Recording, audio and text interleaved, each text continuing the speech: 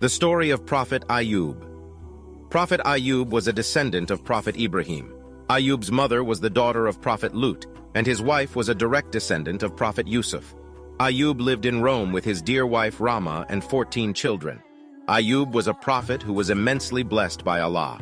He was strong and healthy, had large plots of land, abundant livestock, and a righteous and beautiful family. He was also a community leader who was highly respected and loved by his people.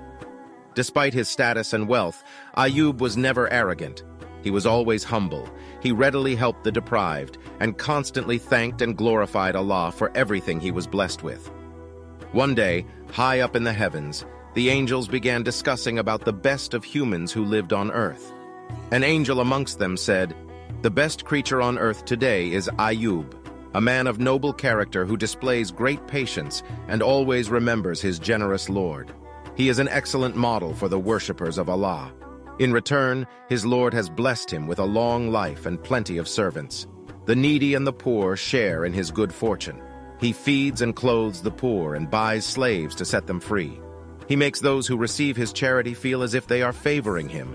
So kind and gentle is he." Shaitan, who was in the vicinity, overheard the discussion and became very angry. He immediately began plotting to lure Ayub away from the worship of Allah. He whispered evil thoughts to Ayub about the many pleasures of life that a man such as Ayub could easily enjoy. But the prophet was a sincere servant of Allah and was not easily faltered. This enraged Shaitan further. Shaitan approached Allah and informed him that Ayub was not a sincere servant of his and was only glorifying him in fear of losing all his wealth. He, Shaitan, suggested, "If you remove his wealth, then you will find that his tongue will no longer mention your name, and his praying will stop." Allah, the All-Knowing, did not believe Shaitan, for he knew that Ayub was among his most sincere believers and did not worship his Lord for mere material possessions. But he agreed to test Ayub to show Shaitan the absolute sincerity of his loyal servant. Overjoyed, Shaitan set out to destroy Prophet Ayub's wealth. As time passed, Prophet Ayub's wealth began to diminish. His land, livestock, servants, and money slowly evaded him until he was left with nothing. Immensely satisfied with Ayub's ordeal, Shaitan, disguised as a wise old man, approached the prophet and said, "All your wealth is lost. Some people say that it is because you gave too much charity and that you are wasting your time with your continuous prayers to Allah. Others say that Allah has brought this upon you in order to please your enemies. If Allah had the capacity to prevent harm, then he would have protected your wealth." Ayub replied, "Allah gives whom he wills, and Allah takes from whom he wills. And all of the wealth that I have belongs to Allah, so he has every authority to take it back from me."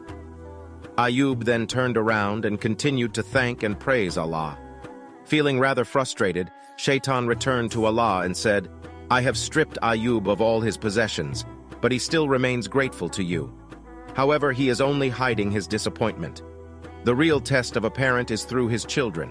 You will see how Ayub will reject you." Allah still knew that Ayub's faith and love for his Lord will not waver, but he agreed to test Ayub further. Before long, the building in which Ayub's children lived crashed, killing all 14 of his young, beautiful children. Shaitan once again visited Ayub disguised as sympathizing bystander and remarked with sorrow, "The circumstances under which your children died were sad. Surely your Lord is not rewarding you properly for all your prayers." Ayub responded, "Allah gives me what is good for me, and takes away what Allah sees that is displeasing for him and for me. Allah sees that all of these children may be a strong test and trial for me, so Allah took them away from me. Whether a thing is beneficial or harmful to me, I will remain firm in my belief and remain thankful to my Creator."